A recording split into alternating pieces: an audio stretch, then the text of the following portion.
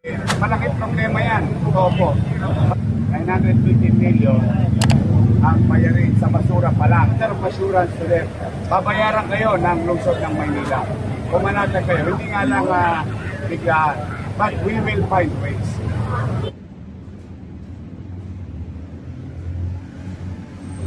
Hindi naman para tayo magturo ng daliri sa mukha ng ibang tao. Kaya lang, kailangan malaman ng taong bayan. At the end of the week, the garbage crisis will be done or finished by Saturday. Marami pa mga tumpukan na basura. So, simple mathematics. So, halimbawa, 4 na araw o 3 araw o 1 linggo, hindi na kukuha. At nag-average tayo ng 2,000 to 2,500 metric ton every day. Meron tayong gap na about 5,000 metric ton basura na nasa kalsada pa. Daily production ng garbage sa mga household, no? Araw-araw yan. Maglalas pa to ng mga 3 to 5 days para mag-normalize yung garbage collection system. Problemang mangyayari at may dulot na masama na kalusugan ng taong bayan. Yun ang immediate concern namin ngayon. Mahalaga muna yung kaligtasan ng mga bata at kaligtasan ng mga matatanda, kaligtasan ng may mga sakit ay basura at masamang epekto ito sa kalusugan nila. So, tao muna will focus on the problem, which is the garbage crisis. Thank you. Okay. See you again. Thank you po. Trabaho na ulit. Opo, trabaho na tayo, Yorme. Yorme.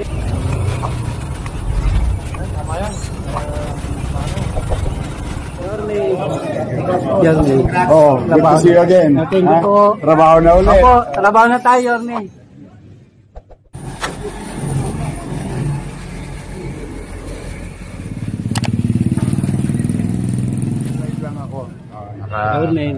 Good morning, pare. Richard. Oh.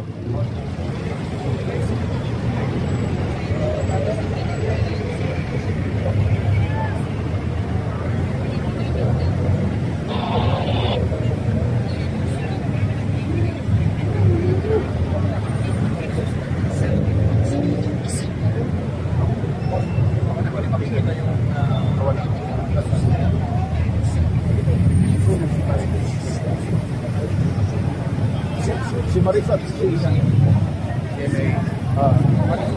hello.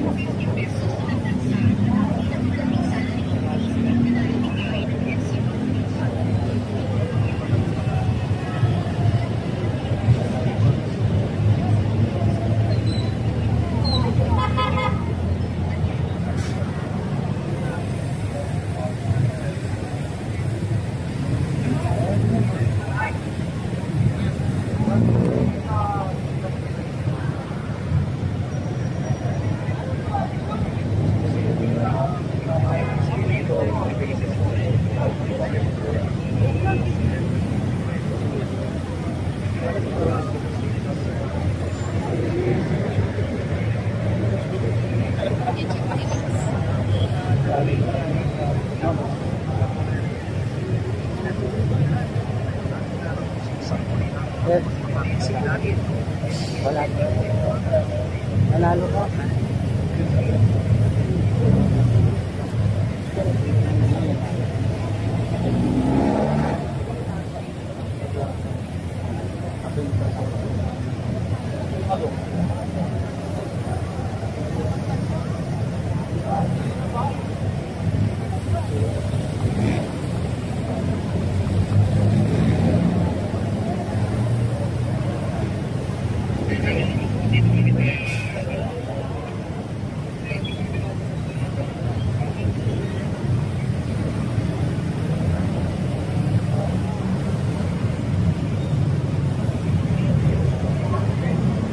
i-store ko sila ng konti.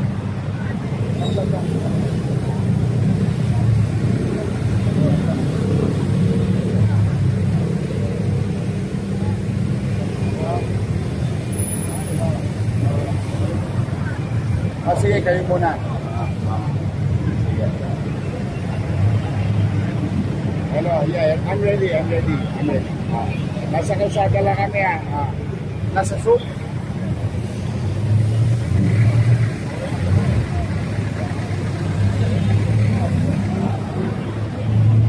Wala tayo na ba yan?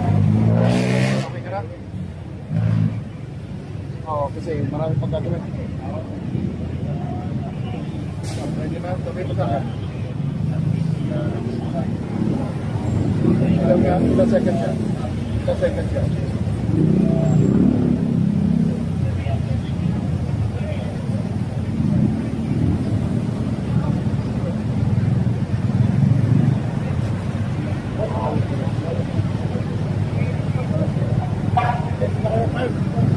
Ay, Marisa, magandang umaga sa iyo at sa mga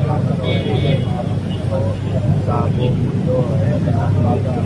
Welcome po ito sa Rito ng Sonia.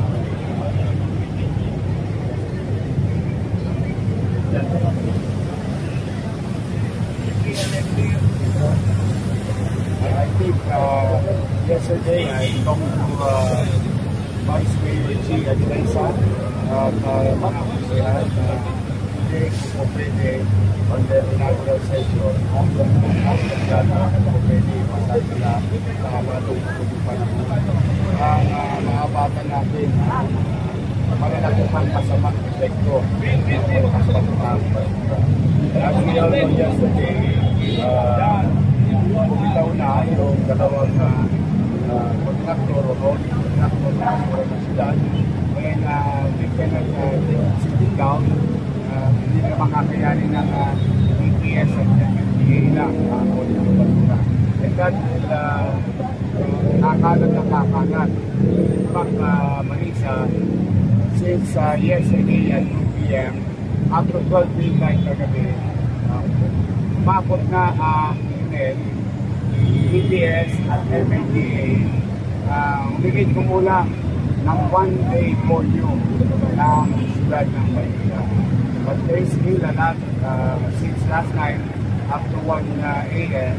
nagiging pa ako katulad sa Isatapio, Manila, Hermosa, Wanduna at iba't ibang bahagi ng Sampalo, Santa Ana. Marami pa mga tumpukan na basura. So we will continue and it has to be today, hopefully, with the help of the leadership of Vice Mayor CSS and the City Council.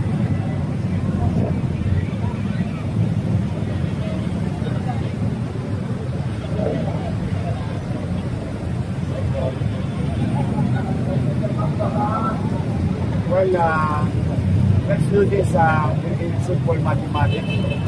Kung halimbawa, 4 na araw o 3 araw o 1 linggo, hindi na kukuha at nag-average tayo ng 2,000 to 2,500 metric ton every day. So just imagine, if we only collected yesterday about 2,500, meron tayong gap na about 5,000 metric ton basura na nasa kalsada pa. Plus, of course, the daily production ng garbage sa mga household, no? Araw-araw yan. So, more or less, awa Diyos with the effort of MMDA, DPS, and Hawkers, FTPB, Engineering, at of course yung UNED na napag-usapan natin. Maglalas pa to ng mga 3 to 5 days para mag-normalize yung garbage collection system. So we are hoping before the end of the week, the garbage crisis will be done or finished by Saturday, hopefully.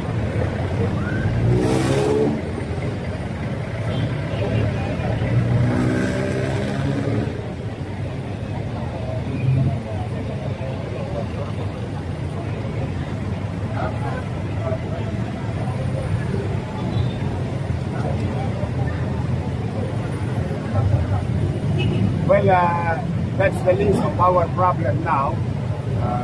We wanted to act based on facts. Based on, we need to collect.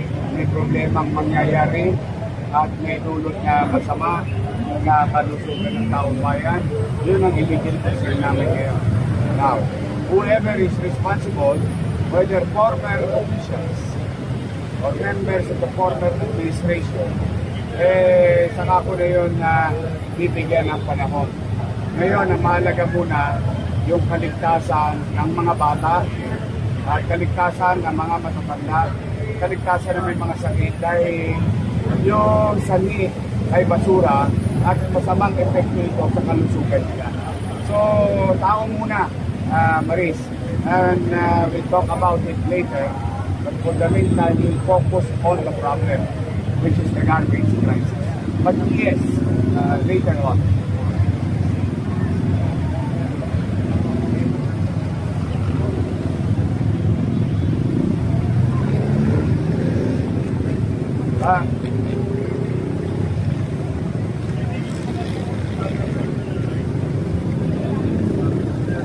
It's the other way around. I told you yesterday, sabi ko, oy, for old time's sake, baka naman pwede gagawin. Nakuha naman natin ng tibay. But again, you are right with your question. We have to put things in right order, legally and ethically. So we will do the process, and we need to pass resolution of ordinances kung kinakailangan para legal lahat at tama, para mas matibay at mas matatag. At saka epektibo yung magiging pagpasok ng pamahalaan ng kontrata sa mga kanyang serbisyong kinukuha para sa tao. So we will follow all the necessary rules ng ating procurement or services na kinukuha.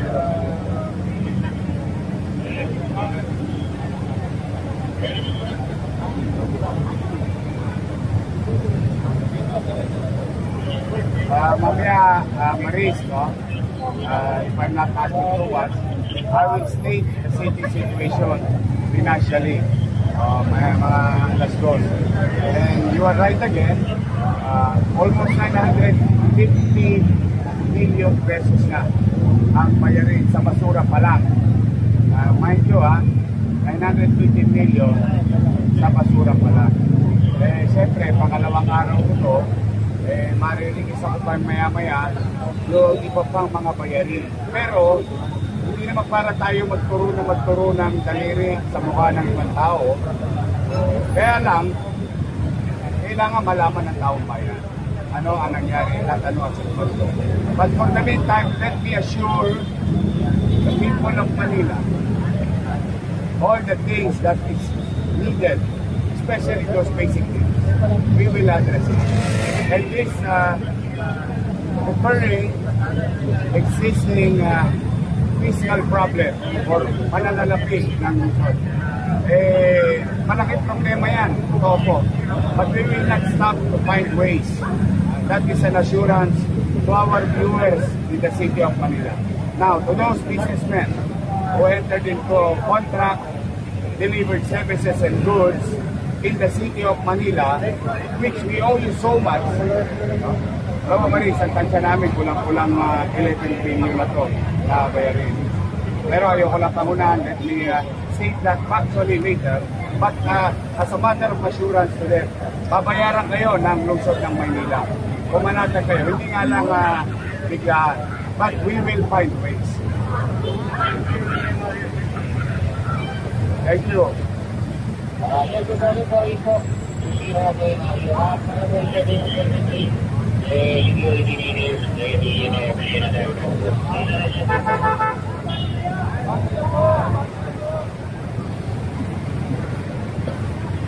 Ayos.